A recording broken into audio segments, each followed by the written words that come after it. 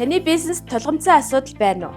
Тэгвэл олон улсын бизнесийн зөвлөгтөө шууд харилцаж, өөрийн хүссэн асуултандаа хариулт авах, мөн зөвлөгөө авах боломжийг танд олгож байна.